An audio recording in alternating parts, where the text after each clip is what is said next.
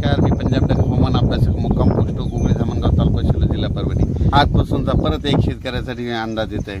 सर्व शेतकऱ्याला सांगू इच्छितो की राज्यामध्ये आता म्हणजे 12 जून 13 जून आणि 14 जून दरम्यान आणि 15 जून दरम्यान दररोज भाग बदलत पाऊस पडणार आहे, म्हणून हा अंदाज लक्षात येत आहे. सर्व शेतकऱ्याला सांगू इच्छितो ज्यांच्या शेतामध्ये एकच ओल असले तर तुम्ही पेरणी करायला हरकत नाही. पेरणी करण्यासाठी चांगलं पोषक वातावरण, म्हणून हा अंदाज लक्षात घ्यायचा.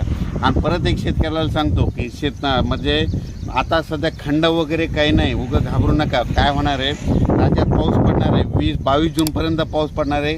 आज या तालुक्यात पडणार आहे, उद्या दुसऱ्या तालुक्यात पडणार आहे, म्हणून हा अंदाज लक्षात घ्यायचा.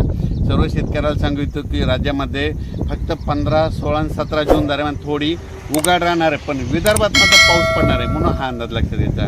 एकंदरीत राज्यात परिस्थिती बघितली तर राज्यामध्ये पश्चिम महाराष्ट्र,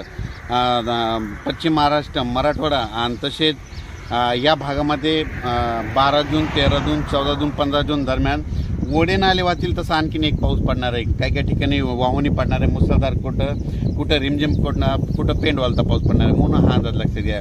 विदर्भातल्या सर्व शेतकऱ्यांसाठी आनंदाची बातमी. विदर्भामध्ये आज म्हणजे 12 जूनपासून आज विदर्भामध्ये बऱ्याच ठिकाणी पावसाला सुरुवात होणार आहे आणि त्याच्यानंतर विदर्भामध्ये देखील पाऊस वाढत जाणार आहे आणि विदर्भाची शेतकऱ्याची पेरणी देखील ह्या 20 तारखेपर्यंत सुरू होणार आहे, म्हणून ही विदर्भात शेतकऱ्याची आनंदाची बातमी. परत एक राज्यातील सर्व विभागावाईज घेतलं तर सर्वात पूर्व विदर्भात आज म्हणजे 12 जूनपासून पूर्व विदर्भामध्ये पावसाला बऱ्याच ठिकाणी सुरुवात होणार आहे. त्याच्यानंतर पश्चिमी द्वारा देखील 12 जून ते 22 जून दरम्यान दररोज भाग बदलत पाऊस पडणार आहे, म्हणून हा अंदाज लक्षात घ्यायचा.